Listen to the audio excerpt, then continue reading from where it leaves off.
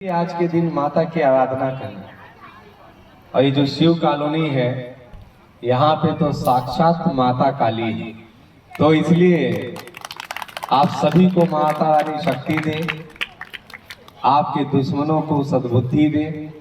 और आज इस पावन अवसर में हमारे जो भजन गायक हैं पंडित प्रदीप शास्त्री जी और उनकी पूरी टीम, आप सबका मैं वैशाली नगर विधानसभा की जनता की ओर से आपको बधाई देता हूं, आपको अभिनंदन और स्वागत करता हूं। आप छुई खदान खैरागढ़ से हैं, कुली कसा गांव से।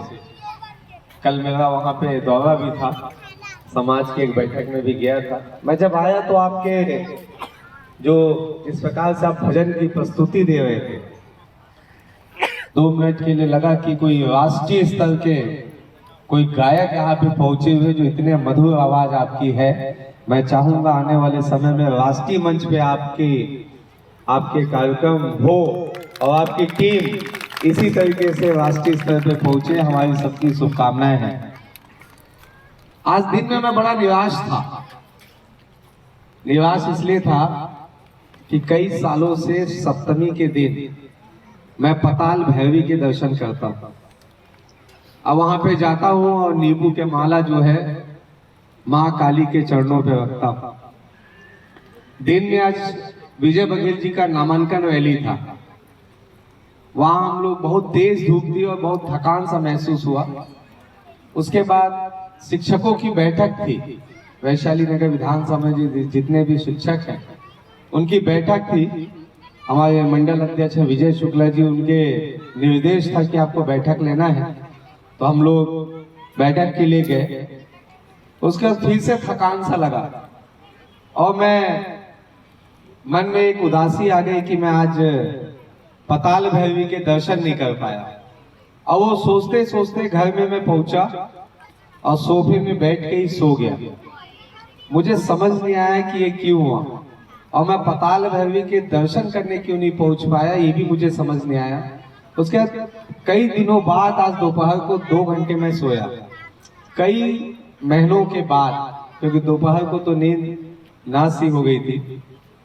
उठा, उसके बाद जनसंपर्क के लिए गया। जनसंपर्क के बाद एक जैन समाज का भक्ति गीत था, उसमें मैं शामिल हुआ। और फिर लिस्ट में था मेरे बचपन के मित्र निहाल ठाकुर जी, और सब लोगों ने कहा कि यहाँ पे आपको आना है। और मुझे भी नहीं मालूम था कि कोका में कहाँ पे पहुंचना है। मैं जब मुख्य सड़क से जब मेरी गाड़ी जो है कच्चे सड़क कच्चे मार्ग में जब आई तो मुझे ऐसा लगा मैं कान्हा किस लिए जा रहा हूँ। अब शेर दिखने वाले हैं और भालू दिखने वाले हैं। तो ऐसे जो है अंदर अंदर गलियों में, क्योंकि मैं तो चुनाव के समय भी नहीं आया था, और इतना अच्छे लोग, इतना अच्छा कॉलोनी, जब मैं आते आते दिखते चला गया। और फिर उसके बाद यहाँ पहुंचा तो देखा एक भव्य आयोजन चल रहा है प्रदीप शास्त्री जी का। थोड़ा सा आगे गया, जब समिति ने मेरा स्वागत किया ढोल नगाड़े के साथ, पटाखे फूटे। मैं मंदिर को यहीं से देखा, मैं सोचा ये रातों रात मंदिर कब बन गया। अंदर गया, जैसे ही सब मुझे लेके गए तो पता नहीं, जैसे ही पानी से हम बाहर निकले पैर धो के और मंदिर में प्रवेश किया, ऐसा लगा कोई शक्ति मुझे टच कर रही है, क्योंकि मैं माता का बहुत बड़ा उपासक था। वैशाली नगर, अगर आपको ध्यान होगा, माँ वैष्णो देवी की गुफा बनाया था और सबसे बड़ा पंडाल माता रानी का वैशाली नगर में रहता है। और मैं बचपन से ही, जब से होश संभाला हूँ, तब से हर साल मैं वैष्णो माता के दर्शन के लिए जाता हूँ। माँ कामाख्या के दरवाजे जाता हूँ। माता रानी मेरे लिए जीवन में सब कुछ है। मैंने अपने घर के सामने एक भव्य मंदिर बनाया है जिसमें माँ शीतला विराजमान है, जिसमें माँ दुर्गा मैया है, हनुमान जी है, भोलेनाथ है, राधे कृष्ण है। तो मंदिर का निर्माण हो पाया। तो मैं जब अंदर गया और देखा कि माँ काली साक्षात है, मैं समझ गया कि मैं पताल भैरवी क्यों नहीं पहुंच पाया। क्योंकि माता मुझे यहाँ बुलाना चाहती थी। और मैं जब सड़क से जब आया तो मैं ये तय करके रखा था कि चूंकि यहाँ उतनी बसाहट नहीं है, इसलिए शायद नगर निगम ने सड़क नाली नहीं बनाया। अवैध कॉलोनी है, इसलिए शायद इसका निर्माण नहीं हुआ। बसाहट ज्यादा नहीं है, इसलिए नहीं हुआ। और सड़क नाली का निर्माण अगर नगर निगम कर देगा तो उन जमीन दलालों को फायदा हो जाएगा। जो जमीन अभी 500 रुपए की यहाँ पे बिक रही होगी, सड़क नाली बनते ही जो है 3000 और 4000 रुपए में बिकने लगेगा।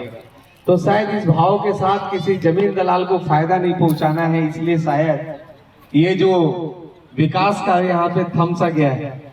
और मैं भी सोचा था कि जब मैं अंदर आया तो मैं, क्योंकि बहुत स्पष्ट बात करता हूँ, जिनसे भी करता हूँ, मैं सोच के रखा था कि स्पष्ट आप लोगों को मना कर दूंगा कि मुझसे तो कोई उम्मीद रखना मत, ना ही आप मतदाता हो इस क्षेत्र के, क्योंकि सब अलग अलग क्षेत्र के मतदाता आप लोग अलग अलग जगह से आए हैं। अभी तो वोटर लिस्ट में यहाँ आप लोग का नाम भी नहीं जुड़ा होगा। और उसके बाद डेवलपमेंट करेंगे 10 घरों के लिए, तो कम से कम जो मैं देख रहा हूँ स्थिति, उसमें 10 करोड़ रुपए के लगभग लगेंगे। इस क्षेत्र को अच्छे से अगर डेवलप करना है, उतना पैसा नगर निगम के पास है नहीं। लेकिन आप लोग भी बड़े चालाक निकले।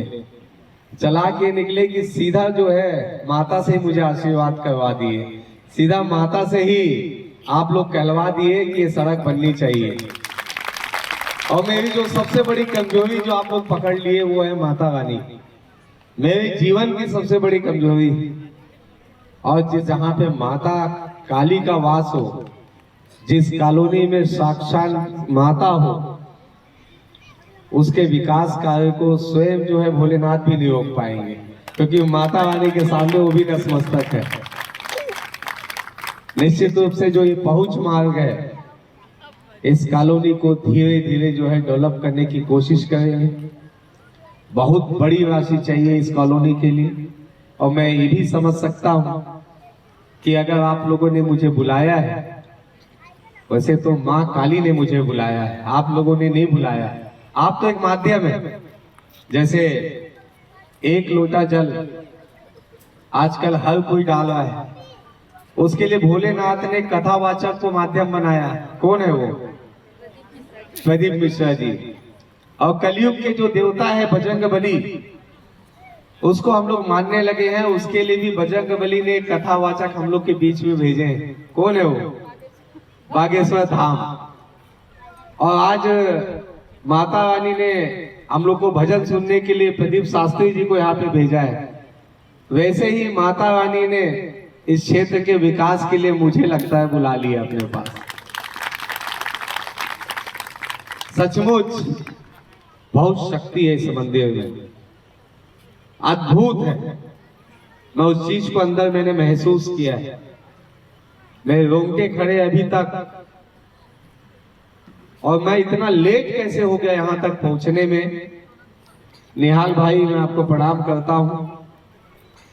आपने निश्चित रूप से, माता रानी आपको माध्यम बनाई है मुझे यहां तक पहुंचाने में। इस कॉलोनी में बेहतर विकास होगा।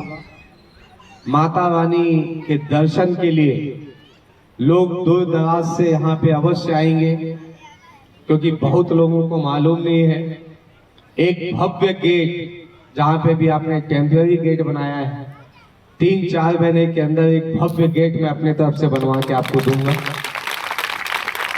ताकि लोगों को पता रहे कि ये जो रास्ता है माँ काली के दरवाजे जाना है। एक अच्छा डेकोरेशन, ये जो सड़क है, जितने गड्ढे हैं सह लो अभी कुछ दिन और।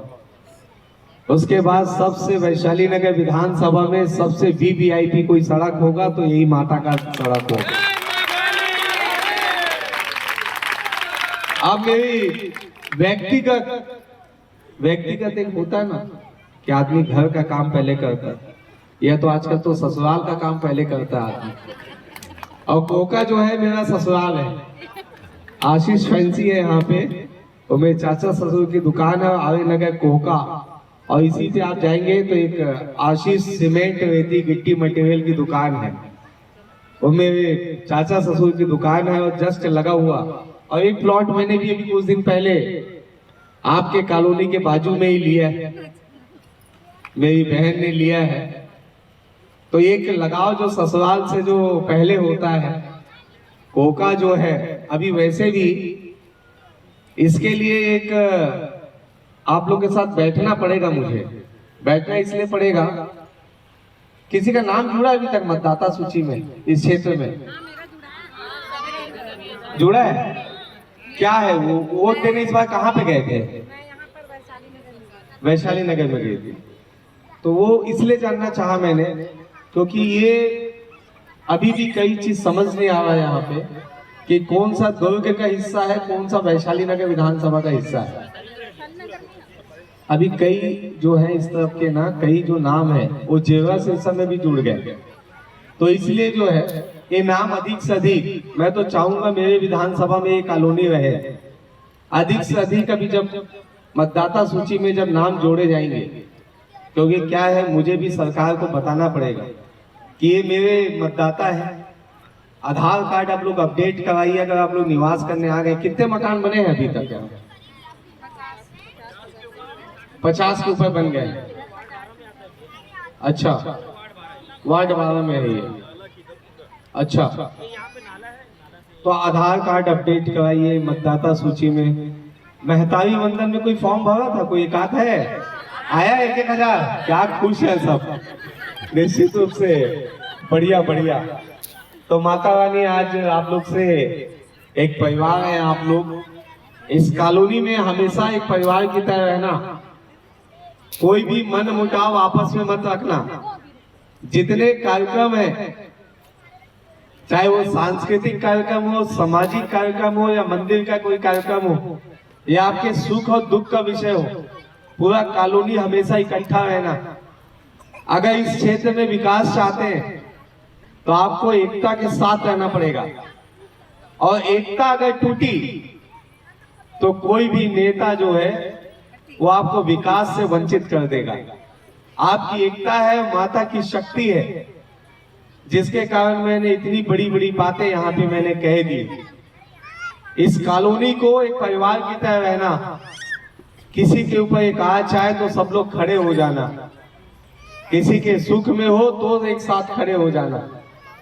क्योंकि जिस भाव के साथ आप लोगों ने माता का विराजमान किया है, ज्योति कक्ष में मैं गया था, ऐसा लग रहा था कि वो सभी 9 माता जो वहां पे हैं और जितनी माता जो है जिनका नाम हम सुनते हैं, वो सारे लोग जो है उस ज्योति कक्ष में, ऐसी शक्ति उसके अंदर मिली मुझे। निश्चित रूप से आज का दिन बहुत निराश था। सो गया था मैं कि पता नहीं मेरे साथ क्या हो गया, और पहली बार मैं माँ काली के दर्शन नहीं कर पाया। मैं सोचा था मंदिर होगा और माँ दुर्गा विराजमान होगी, तो हर मंदिर में माँ दुर्गा का तो मैं वैसे भी, लेकिन मुझे आज माँ काली के पास जाना था क्योंकि सप्तमी का दिन है और हमेशा इतने सालों से काली पूजा करते आया हूँ मैं, तो मुझे बड़ा अच्छा लगा। बस माता रानी से यही चाहता हूँ कि आप सबके घर में सुख शांति और समृद्धि बना रहे, सबके घर में माँ लक्ष्मी का वास हो। इन्हीं शुभकामनाओं के साथ नवरात्रि की बहुत बहुत शुभकामनाएं। बोलिए जय माता दी, जय माता दी।